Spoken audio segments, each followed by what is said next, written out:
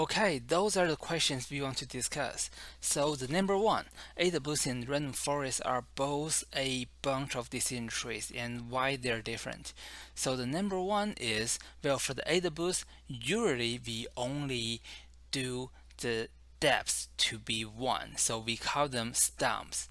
So, well, that is quite common in Adaboost. Of course, you can do something different, but in the most common case in the Adaboost, we only create the decision trees with only one split in Adaboost.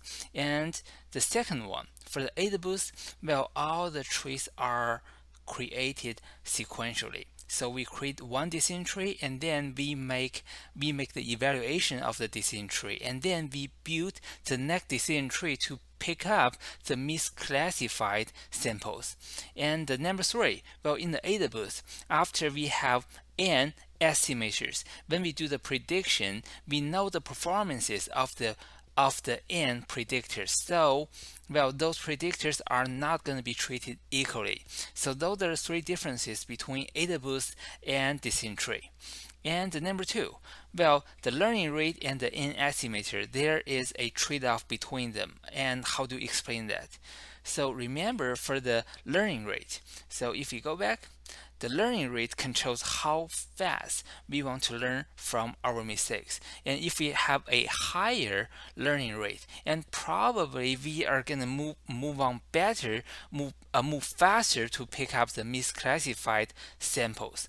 And in this case, probably we don't need a lot of the estimators. And however, we just learn very slowly on the right side. If we learn super slowly for each iteration, we only pick up a few misclassified samples and then next one we pick up a few more and then we may have to go further with more iterations to pick up the misclassified samples. For example, those blue dots in this area, we may have to go 30, 40 iterations before we can really have even the first classifier to pick them up, right? So in this case, with a lower learning rate, we definitely want to have more estimators.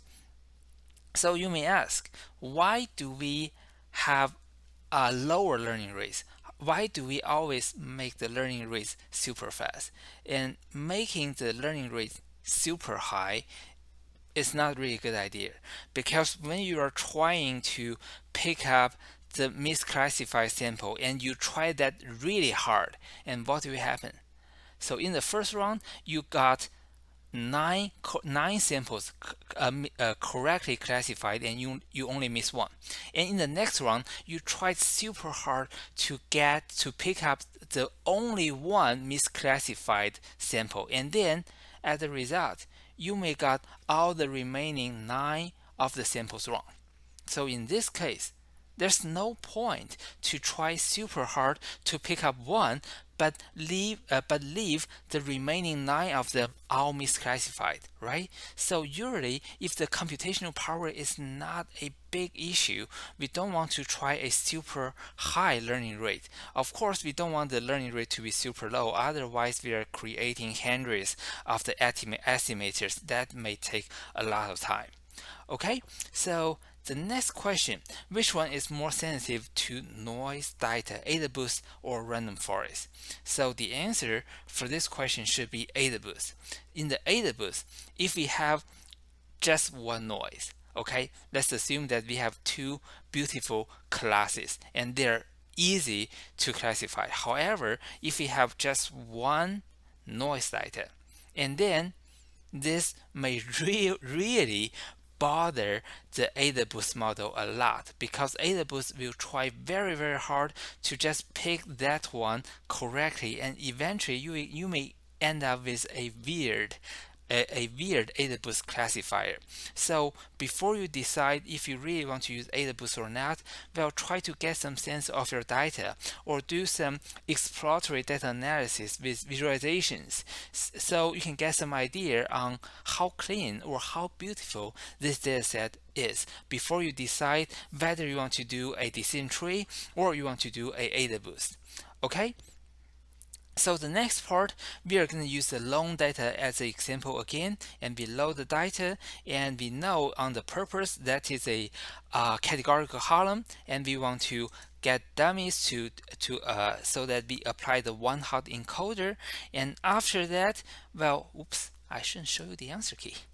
Okay, and after that, well, you should make a random forest model and then evaluate the performance and show the confusion matrix. And the next part, you create another Adaboost classifier, and then you try to do the same thing again and try to compare the performances of those two. And based on what I got, it seemed that for this data set, since this is not balanced at all, and you may get the second class wrong a lot, and no worries. Well, this is because we have an imbalanced data set. So try to write the code for a random forest and the Adaboost, and after you finish coding, come back to my next video and I will show you my answer keys there. Okay, so see you later.